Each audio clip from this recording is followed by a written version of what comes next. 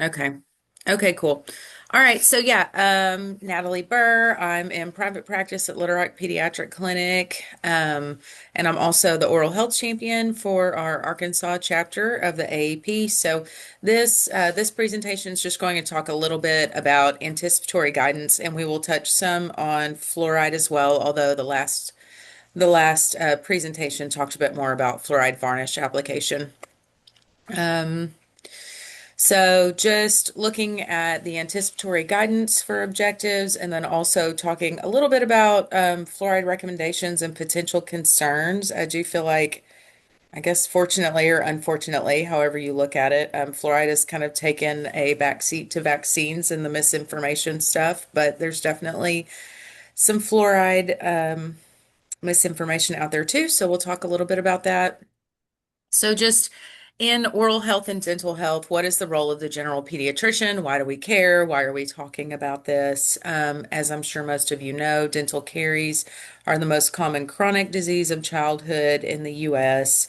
We know that poor oral health and dental health can affect many different areas of child well-being, nutrition, speech, school attendance. And we're a point of frequent contact. So most kids are coming to the pediatric office 10 or more times just for well child visits alone in that first 3 years of life. So we can talk about oral health at any of those times or all of those times. So our role would involve education, screening, fluoride varnish application if necessary, and then of course referral to dental home. So I feel like as general pediatricians, education and screening and referrals are things we do lots of. So that's where we would fit in there. So this is really long.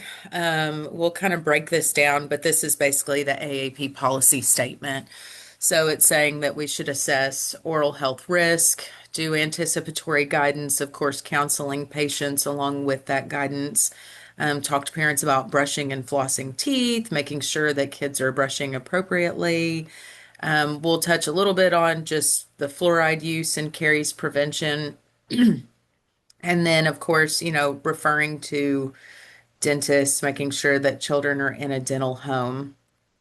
So, just a little more specifically on the oral health risk assessment. Let me see if I can minimize this here. So, this is the AAP specific risk assessment. Now, this form doesn't have to be what you use, but it is a good tool kind of looking at what does cause children to be at higher risk.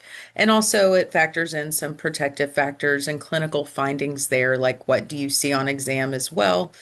We start performing it pretty young. I mean, around the time of tooth eruption or shortly before that. And then if children do not have an established dental home, it's recommended to continue assessing their risk. Some of the blue arrows I have here are just pointing at things that automatically can make kids high risk. So clinical findings, are you seeing those white spots that we know are indicative of early decay? Does mom have active tooth decay? Those little yellow triangles on there are things that automatically make kids high risk. And then I just point down here that just by being eligible for Medicaid, children are already at increased risk for dental decay.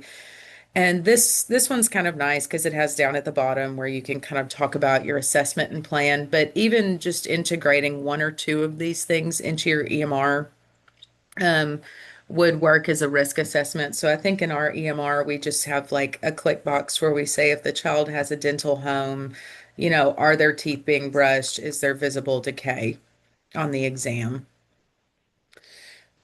So for anticipatory guidance, I think a lot of us are already doing this. So this should be review, but it starts early. So early in infancy, as for a lot of other health things, we're going to encourage breastfeeding. I think talking about parents on methods of delaying colonization. So we know that our mouths already have some of the bacteria that can cause cavities. So some of this is a lot of drink sharing. Something that I always think of with this, you'll see parents that, the child drops the pacifier and the parent picks it up and puts it in their mouth to, I guess, clean it. And that's one way, definitely, that bacteria can get introduced early into a child's mouth. Same thing kind of goes with parents, you'll especially see grandparents where they kind of like pre-chew a child's food and then give it to them. That's kind of the same thing that sharing that saliva can cause a problem. Of course, delaying introduction of juice as long as possible. And then if they are drinking juice, or other things besides, milk or formula, not drinking those high sugar drinks from a bottle.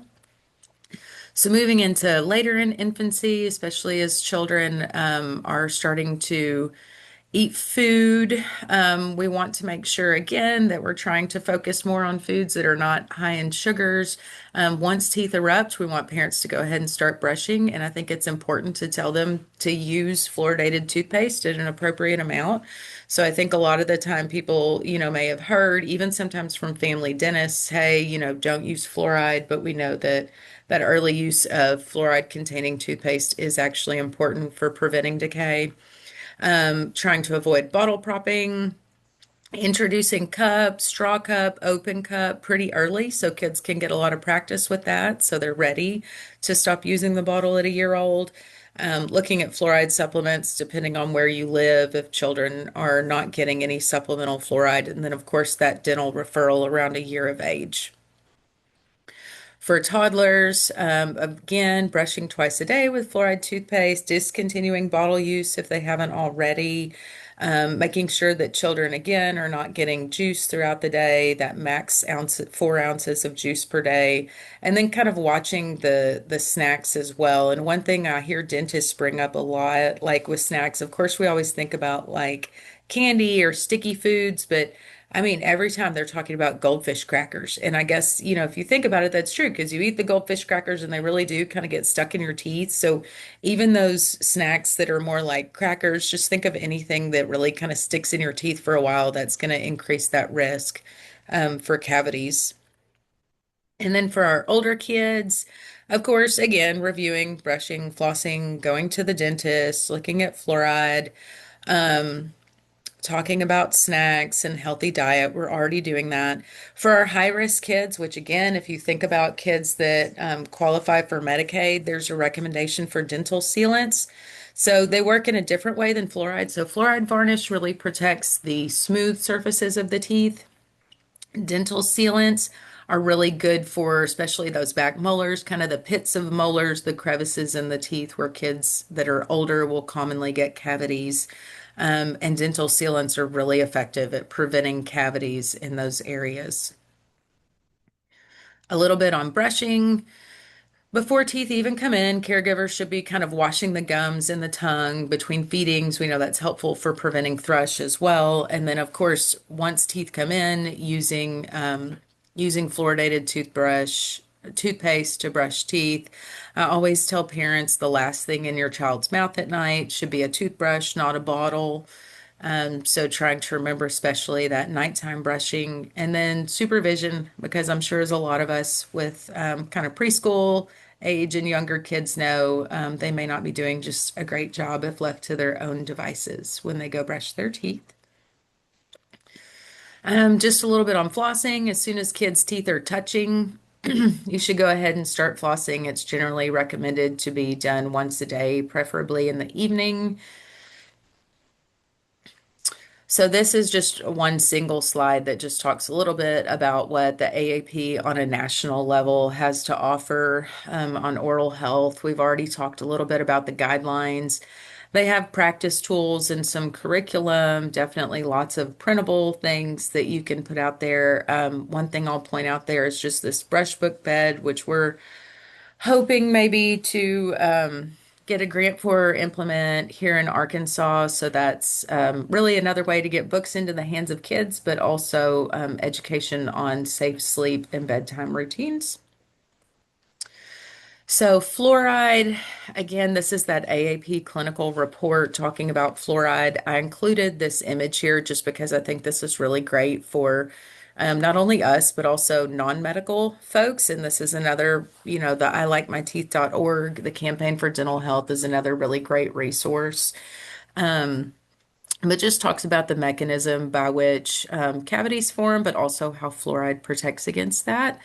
Some of this clinical report is a little redundant when you compare it to the policy statement, but knowing how to assess risk, recommending fluoridated toothpaste, talks a little bit about how to find out if your patient is getting fluoridated water, fluoride varnish, which we talked about in the last presentation. And then down here, I think is important advocating for water fluoridation in the local community. So I can tell you, at least in Arkansas, that's something that seems to come up pretty frequently.